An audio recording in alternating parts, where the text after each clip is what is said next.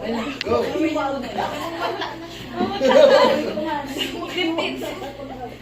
Ang ano ko po is sa Filipos chapter 4 verse 13. Sa linggo na ka. Sabi, ang lahat ng ito'y magagawa ko dahil sa lakas ng loob, kaloob sa akin ni Kristo. Yun. Pinamagatan ko po ang aking topic ngayon na lakas sa kabila ng pagsubok. So, yun, paano nga ba tayo magkakaroon ng lakas ng loob sa kabila ng pagsubok, no? Sa hapon na ito, magbibigay lang ako ng tatlong bagay upang magkaroon tayo ng tunay na lakas sa kabila ng mga pagsubok. No? Sa buhay natin bilang lingkod at tagasunod ng Panginoong Jesucristo.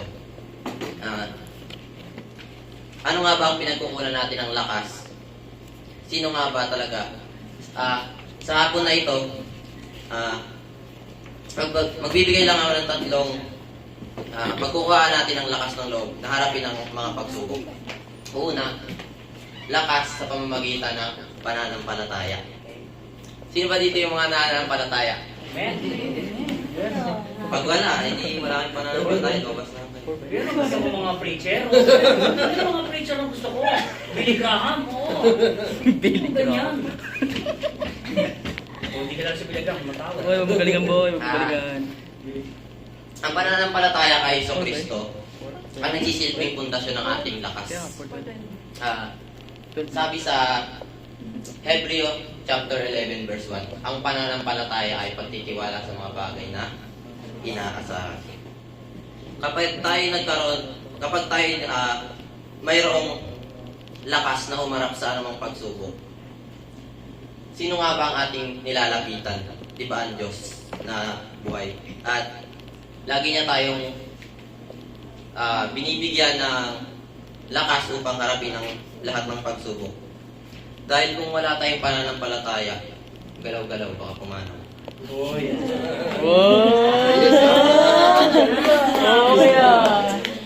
Okay pumano Okay ka lang sa inyo Nakakabahan mo.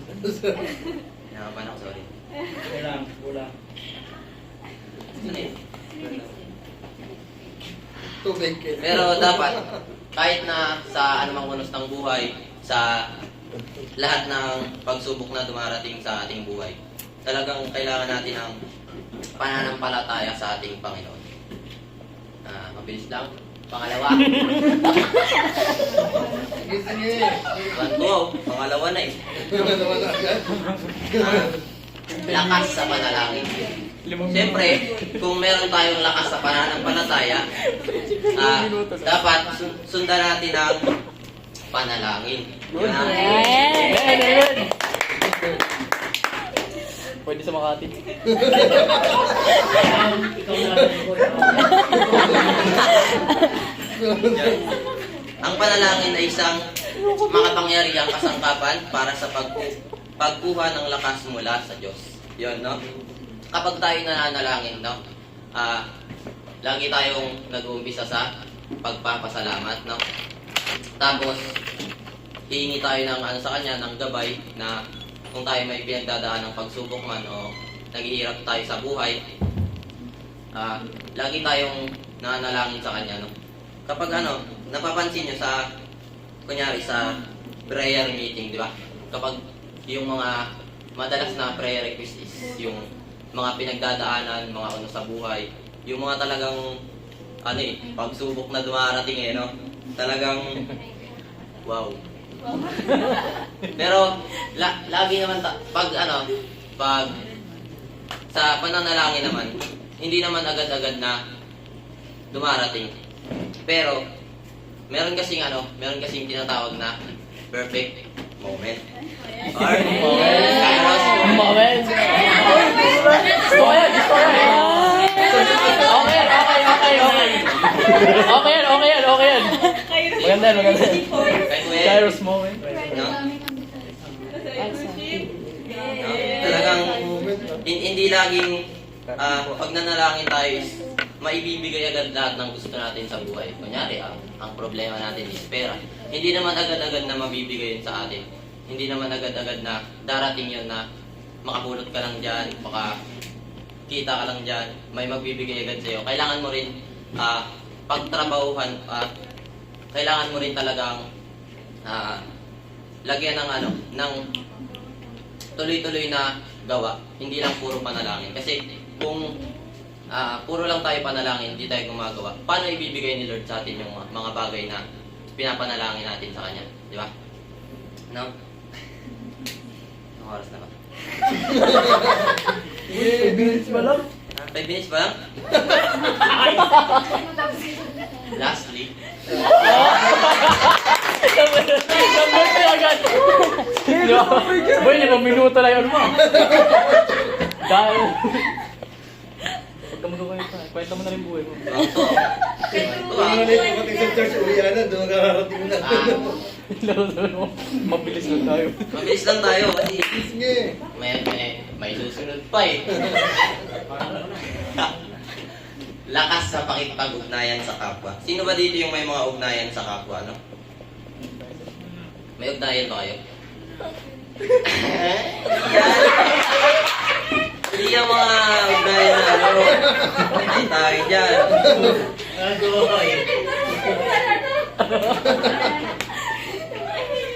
ugnayan? Sabi sa Galatia, chapter 6, verse 2,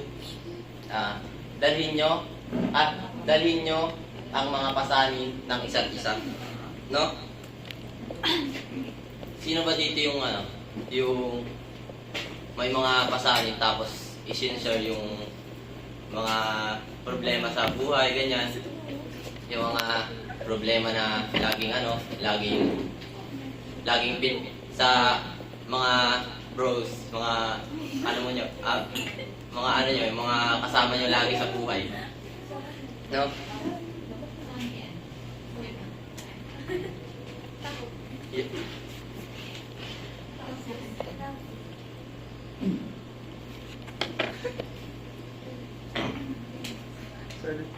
Sa ating mga pagsubok sa buhay, hindi tayo nag-iisa. Sa tulong ng mga kapatid natin sa pananampalataya, talagang mas gumagaan yung problema na pinaharap natin, no? Like kunwari, nagkaroon ka ng problema sa buhay, financially na lang, tapos lumapit ka sa isa sa mga kasama mo sa church ministry, tapos binigyan ka niya ng konting tulong, no? Yun talaga yung parang ginamit ni Lord para mabawasan or pakonti yung unos na dinadala mo sa buhay, yung problema mo.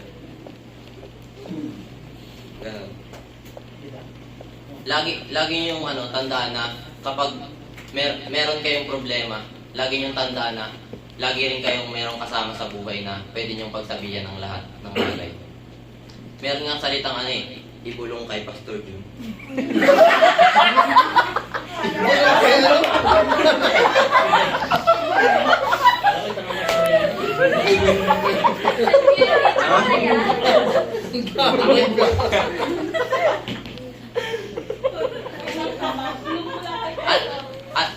Ano nga ba ang mga pagsubok na napagdaanan ko o napagdaanan nyo?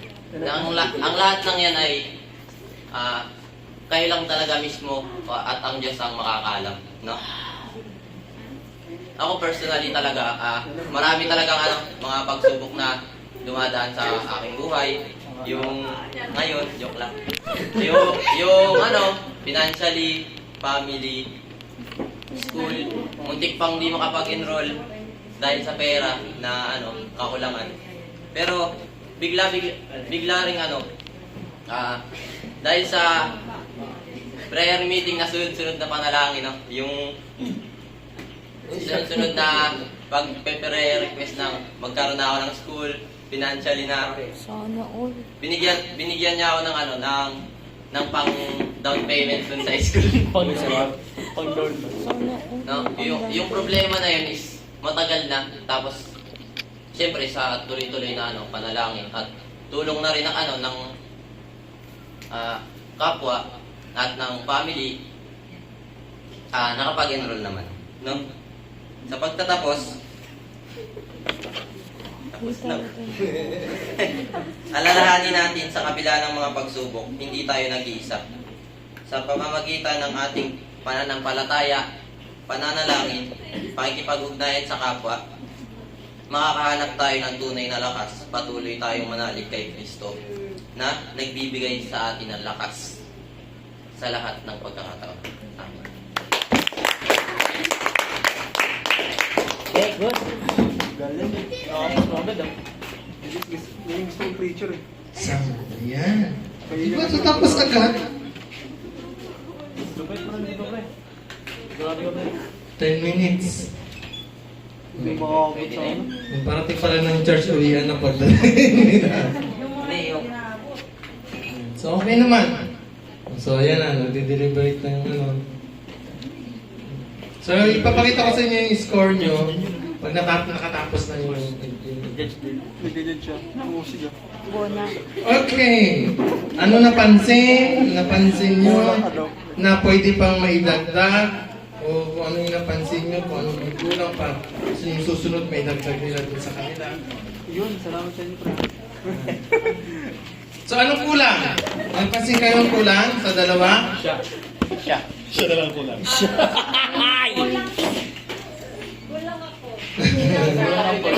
Hindi.